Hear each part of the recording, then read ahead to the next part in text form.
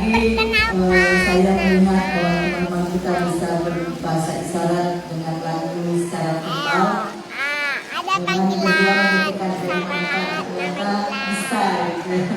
Nah itu oleh karena itu maka komunikasi verbal itu salah satunya adalah menggunakan bahasa isyarat. Yang jelas kalau kita melatih setiap hari bukan hal yang susah tetapi mudah dilakukan. Dan kalau terpaksa tidak usah juga seperti bahasa Inggris menggunakan grammar yang benar. Kalau sudah ketemu dengan saudara-saudara kita biasanya komunikasi itu langsung bisa saling mengerti. Belajar isyarat dari umur berapa? Dari umur berapa?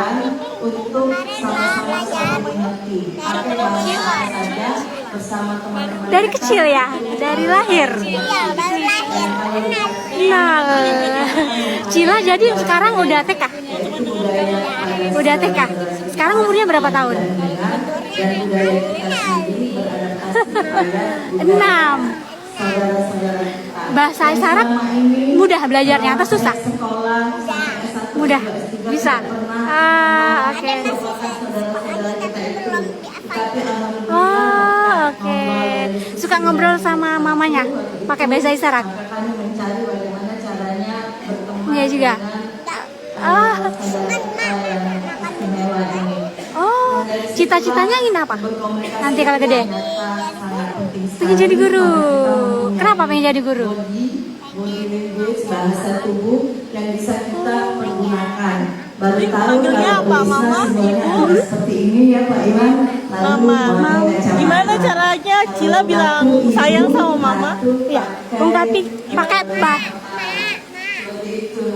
Dan kalau terima kasih seperti ini. Ke mama dong bilang. Ke mama dong bilangnya. Sampai ke mamanya. Sama-sama dan banyak sekali hal-hal yang lainnya karena kami Ya teman-teman, Sayangnya ke mama coba. ini Cila.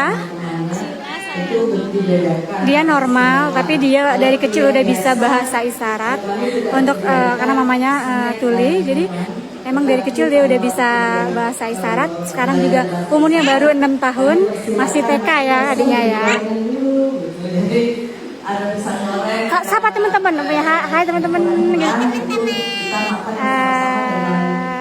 Sip. Dan itu menjadi Terima kasih.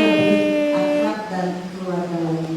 Ini Bu, Jadi itulah di dalam dunia ini gimana belajar Cila? Cara belajar, belajar. kata-kata dan tulisan.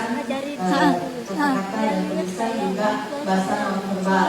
Kita punya tubuh yang kita bisa bahasakan. Kita bahasakan. Oke, sip. Dan karena Ya teman-teman, terima kasih.